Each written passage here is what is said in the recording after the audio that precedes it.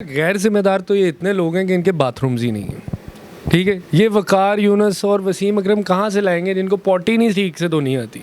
मेरे बाबा जी ने मुझे कहा कि भाई बाल कटवा लो, तो मैंने ना अपने बाल नहीं कटवाए। मैंने कहा अबू जी आप आ रहे हैं अब, तो मैं एक शर्त पे बाल कटवा लेता हूँ, अगर पाकिस्तान इंडिया से हार गया मैंने टेंट करवा लेनी। अस्सलाम वालेकुम नाजरीन, मैं हूं आपका दोस्त, आपका होस्ट अली हैदर, डेली रोज पाकिस्तान से। एक दफ़ा फिर मोदी सरकार के प्रेशर ने इंडियन मीडिया को ख़रीदा और मौका मौका के ऐड में गंदी पॉलिटिक्स डाली। इसमें कश्मीर नहीं है, अफ़गानिस्तान नहीं है, ये एक जंग नहीं है जनाब, ये एक जंग नहीं है, ये एक खेल है हम पाकिस्तानियों के लिए। पॉलिटिक्स नहीं, जस्ट गेम, दैट्स ऑल। और आए चलें हम अपने प्यारे पाकिस्तानियों से राय लेते हैं इस गेम के बारे में।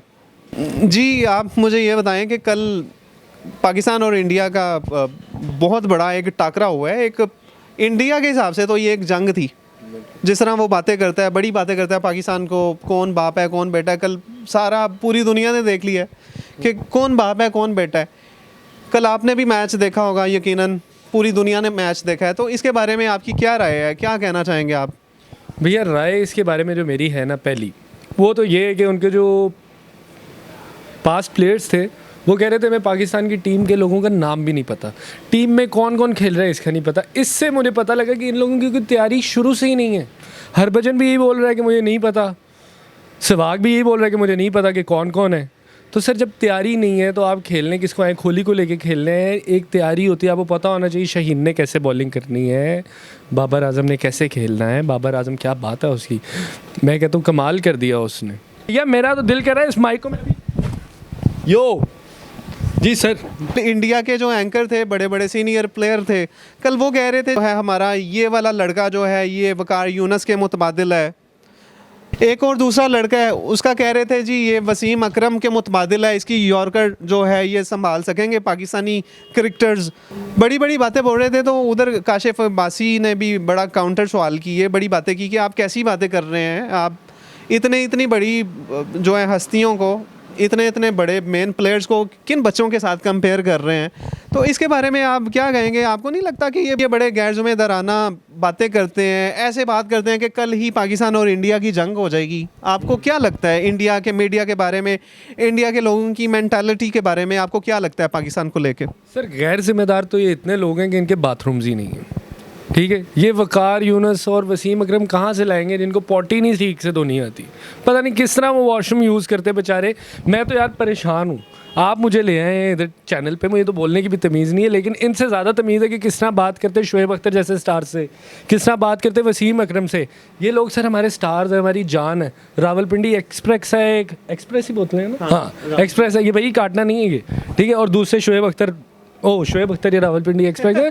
दूसरे वसीम अकरम साहब, क्या बात, क्या स्विंग, क्या यॉर्कर्स, ये कहाँ से लेके आएंगे यार ऐसे? एक ये विकेट नहीं उड़ा सके हमारी भैया, ठीक है। और बात करते हैं मौका मौका की, ऐड बनाते हैं कि हम अफगानिस्तान में जाती और हमको ये भी पसंद आती। ज़ुबान गंदी होती है यार इन लोगों का। अब सोच के कैसी कैसी बातें करते हैं हमारे प्लेयर्स के साथ। गैर जिम्मेदार लोग हैं, मैं आपको पहले ही बता रहा हूँ। और मुझे तो लगता है कि ये जो कल मैं देख रहा था ना सोशल मीडिया पे, वो तो मुझे लग रहा था पूरी टीम ही इन्होंने चेंज कर देनी। जिसे ये कह रहे थे ओनू भी काट दो तो एनू भी काट दो, तो रख लो मेरे ख्याल बुला के गंजे सुहाग नू दोबारा।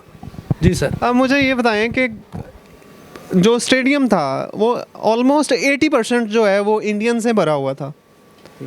उसके बाद इंडिया वाले मुझे ऐसा लगता है कि हारे इस वजह से हैं कि उनके मीडिया की वजह से ये हार गए हैं। क्या आपको ऐसा लगता है कि इंडिया की मीडिया ने इतनी हाइप दे दी कि वो जो है ना उसमें फूल गए, तो मेहनत नहीं की, बस उन्हीं सोचों में रहे और हार गए? क्या आपको क्या लगता है इस बारे में? क्या पाकिस्तानी टीम ने इस चीज़ का फ़ायदा तो नहीं उठा लिया? पढ़ा दो पाए। देखिए भैया बात ये है कि सीधी सी बात ये है कि पहले तो मैंने आपको बताया कि उनके प्लेयर्स की तैयारी नहीं थी। उनके प्लेयर्स मतलब जो उनके एक्स प्लेयर्स हैं जिन्होंने नए को मिलकर सीनियर ने जूनियर को बताने के यार ये ऐसे बॉल कर रहा है, ये तो बॉल इधर डालेगा। उनको नाम नहीं पता, वो ये क्या बताएंगे कि बॉल उन्होंने किधर डालनी है। दूसरी बात ये है कि ओवर कॉन्फिडेंस उनमें बहुत है, क्योंकि भैया वो पहला मैच खेलते हैं IPL का, नाले से उठ के कहीं से आते हैं, अल्लाह माफ़ करे, और वहाँ से आगे उनको वो मिल जाता है, ऐड मिल जाता है।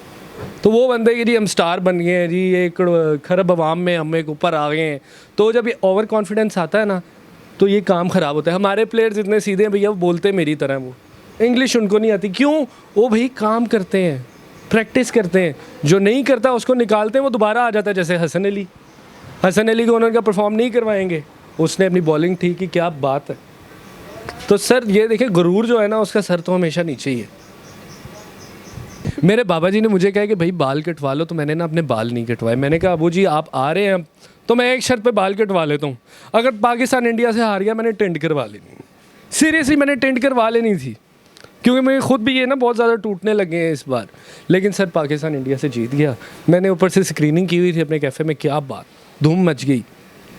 नहीं जी, ये ना हो कि पाकिस्तान तो मैच जीत गया, आगे से ये मलंग बन जाए, इसकी कोई गारंटी नहीं है हमारे पास कि क्या होता है क्या नहीं होता इनके साथ। जी आप मुझे ये बताएं कि जो कल पाकिस्तान और इंडिया का टाकरा हुआ है, उसके बारे में आपके क्या ख्यालात हैं, क्या जज्बात हैं?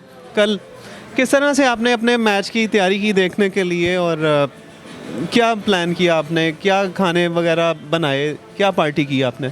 फ़र्स्ट ऑफ़ ऑल कि अल्हम्दुलिल्लाह पाकिस्तान टीम ने बहुत अच्छा खेला, बहुत अच्छी परफॉर्मेंस दी, और उन्होंने जो प्लानिंग की थी उसके ऊपर पूरे उन्होंने पाकिस्तानी अवाम को खुश किया है।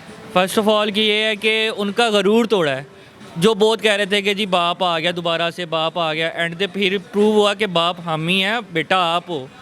दूसरा, कोहली की शक्ल देखने वाली थी माशाल्लाह से, क्या रोने वाली शक्ल थी। रात को उसको बेचारे को नींद नहीं आती होगी कि यार हुआ क्या है, कि एक विकेट तो दे देते हमें।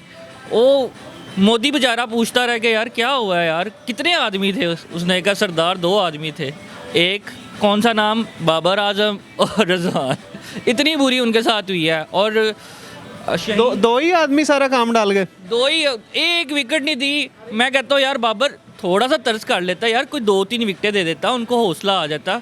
जहाँ पे उनका 1 टीवी टूटना था या 3 टीवी टूटने थे, अब तो उनके 10-12 टीवी टूट रहे होंगे एक घर में। माशाल्लाह से यार बहुत अच्छी परफॉर्मेंस थी। और अनुष्का शर्मा बेचारी, उसको 2 महीने मुँह ही ना लगाए कोहली साहब को। क्या इंतजाम थे, किस तरह आपने मैच देखा? हमने दोस्त की तरफ हमने गेट टुगेदर किया हुआ था साथ। हमने मैच जीतने के फ़ौरन बाद हमने सडन प्लान किया कि यार आज तो टिक्का पार्टी चलेगी। वो फिर टिक्का पार्टी हम करते रहे, साथ कार्ड्स खेलते रहे, और बहुत ही मज़ा आया मैच देखने का। इतना थ्रिल मैं कहता हूँ 1 साइडेड मैच करके गए हैं, और उन्होंने रिकॉर्ड तोड़ दिया। बड़ा कह रहे थे कि जी T20 में आप आज तक हमें हरा नहीं सके, ये नहीं कर सके, और ऐसे तरीके उनको शिकस्त दी है कि उनकी नस्लें याद करेंगी। अब इंडिया को कम से कम ये तो हो गया ना कि एक ही उनके पास बात थी कि जी हम आपको वर्ल्ड कप हराते हैं, आप कभी भी हमसे जीत नहीं सकते, एक ही बात ही करने वाली, अब वो भी उनसे ख़त्म हो गई। अब वो क्या करेंगे? अब कुछ भी नहीं कर सकते जाके। उनको अब ये जो मौका मिलता था कि जी बात करने का, अब वो मौका उनके पास ख़त्म हो गया। अब हम उनको बताएंगे कि भाई अब हमारे साथ ना खेलो, तुम्हारी बस की बात नहीं है, तुम्हारे जो इतने बड़े बड़े रिकॉर्ड्स हैं वो मलिया मेट हो चुके हैं, अब फ़ायदा नहीं है हमारे साथ तुम ज़्यादा बहस करो। वो कहते हैं तू मेरे कादा नहीं है, अपनी कादिज रहा है। ये इनके साथ हुआ है। चलें जी, बहुत शुक्रिया जी, थैंक यू जी। कल पाकिस्तान और इंडिया का मैच था, और पाकिस्तान ने बड़ी ख़तरनाक उनको जो है शिकस्त दी है, मुंह तोड़ जवाब दिया है। कई सालों का जो बड़ी बातें कर रहे थे, बहुत बड़ी बातें की हैं उन्होंने। तो कल कौन बाप था, कौन बेटा था, आप बताएं इसके बारे में, थोड़ी सी अपने अल्फाजों में रोशनी डालिए। ये तो बेसिकली उनको पता चल ही गया कि कौन बाप था और कौन बेटा था। और जैसा कि मैंने काफ़ी इंटरव्यूज़ उनके देखे हैं इंडिया वालों के, यानी कि सोशल मीडिया पे, और बहुत दिल बुरा हो रहा था उनकी बातें सुन के। और जब पाकिस्तान जीता है मैच, बाबर आजम ने और रिजवान ने उनको बताया है कि अब पता चल गया उनको कौन बाप है और कौन बेटा है। मैच शुरू होने से पहले आपको लग रहा था कि क्या पाकिस्तान हरा देगा, या हमेशा की तरह पाकिस्तान हार जाएगा इस दफ़ा? फिर कोई आपका दिल क्या कह रहा था आपको? एक उम्मीद ही थी कि हम जीतेंगे, लेकिन पहले यही लग रहा था कि बहुत मुश्किल है। लेकिन जैसे शाहिन अफरीदी ने कम बैक किया, बाबर आजम ने कम बैक किया, रिजवान ने कम बैक किया, बहुत ज़बरदस्त था।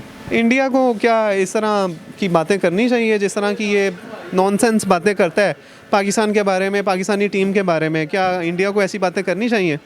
जी बिल्कुल भी नहीं करनी चाहिए, क्योंकि अब हम लोग जीते हैं, तो अब वो कह रहे हैं जी अब आप अपनी जीत को बहुत ज़्यादा बढ़ा चढ़ा के बता रहे हो। तो पहले आप खुद देखोगे आप क्या कर रहे हो, आप जो करोगे उसका भुगतोगे भी। कल के क्या इंतजाम किए थे आपने, कैसे मैच देखा, क्या किया था आपने? हमने यहाँ पे LCD छोटी सी लगाई थी, वहाँ पे हमने मैच सारा देखा है। तो कोई पार्टी पुर्टी की बाद में, कोई तिक्के शिके बोटियाँ पिज़्ज़े शिज़े कुछ खाया आपने? पिज़्ज़ा ही बेसिकली हमने खाया। पिज़्ज़ा खाया था? बिल्कुल पिज़्ज़ा खाया हमने। तो कल काफ़ी मैच को एंजॉय किया फिर आपने? बहुत ज़्यादा, बहुत मज़ा आया मैच देखने का बेसिकली।